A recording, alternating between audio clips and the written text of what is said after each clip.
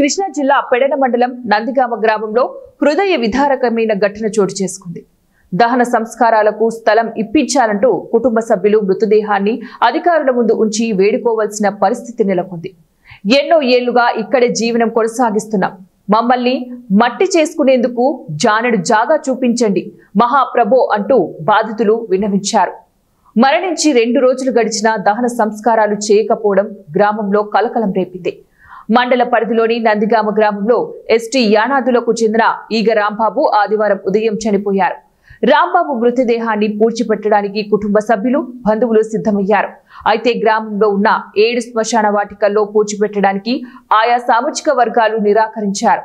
దీంతో ఏం చేయాలో తోచక మృతదేహంతో నిరసన చేపట్టారు.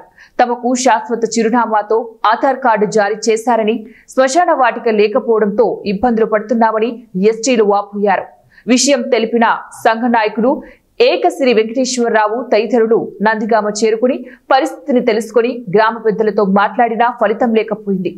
చివరకు విషయాన్ని జిల్లా ట్రైబల్ వెల్ఫేర్ అధికారి M Phani Durjiti, Pedana incharge tahsildar K Anil Kumar, Pedana MPDO A Aruna కుమారిల దృష్టికి తీసుకెళ్లడంతో వారు హుటాహుటిన సంఘటన స్థలానికి చేరుకుని గ్రామంలో శ్మశానాలను, ఖాళీ స్థలాలను పరిశీలించారు. ఇటీవల శ్మశానం కోసం జిల్లా కలెక్టర్ ను కలిసి స్థలం కేటాయించవలసిందిగా విజ్ఞప్తి చేయడం జరిగిందని, నేటి వరకు స్థలం కేటాయించకపోవడంతో ప్రస్తుతం ఇబ్బందులు పడవలసి వస్తోందని ఈగ రాంబాబు కుటుంబ సభ్యులు ఆవేదన వ్యక్తం చేశారు.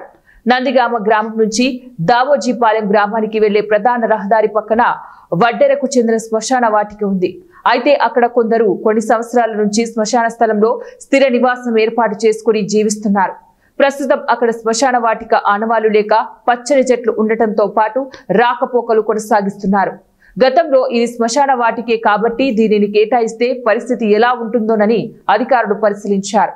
విషయం తెలిసి నివాసం ఉంటున్న వారు ఇక్కడ పూడ్చిపెట్టడానికి వీల్లేదని, రాకపోకలు చేస్తున్నామని, మీరు పూడ్చిపెడితే మేం కూడా చచ్చిపోతామంటూ తీవ్ర ఆవేదన వ్యక్తం చేశారు. అధికారులు చేసేదేమీ లేక వెనుదిరిగారు. ఒకరు స్థలం ఇస్తానని అంగీకారంతో రాంబాబు మృతదేహాన్ని పూడ్చిపెట్టడానికి ఒక రైతు ముందుకు రావడంతో ఆ స్థలంలో పూడ్చిపెట్టడానికి అందరూ అంగీకరించారు.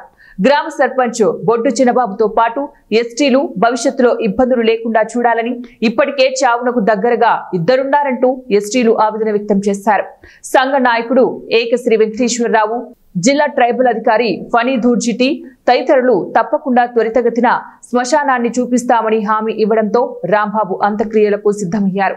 విషయం తెలిపిన Machilipatnam DSP CH Raja, Pedana circle inspector K Nagendra Prasad, SI సత్యనారాయణను సంఘటన స్థలానికి చేరుకుని తమ సిబ్బందితో పర్యవేక్షించారు.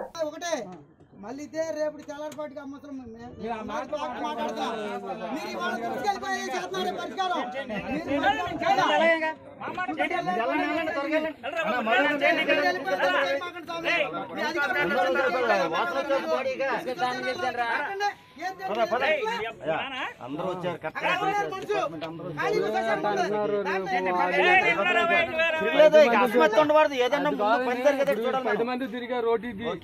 డబ్బులు ఎదురు అదులు కనపడారు అనుకో, మీ నాన్న దిక్కుతాడు పెట్టారు మాకు ఎదురు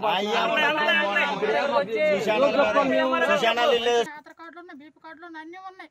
కానీ మాకు మనిషిని చనిపోయిన మనిషికి స్థలం కోసం మేము ఇన్ని రోజుల నుంచి సంవత్సరం పాటు నుంచి మేము కాతకం పెట్టి తిరుగులాడుతుంటే మాకు స్థలం చూపిస్తారని కాతకం ఇచ్చారు.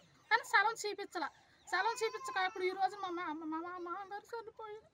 మా మామగారు దాచిపెట్టుకుంటే ఎక్కడ దాచిపెట్టుకుని స్థలం అడుగుతుంది. నిన్నటి నుంచి బాధపడుతున్నాం మేము. మా మామగారు ఎవరు పట్టించుకోవట్లేదు.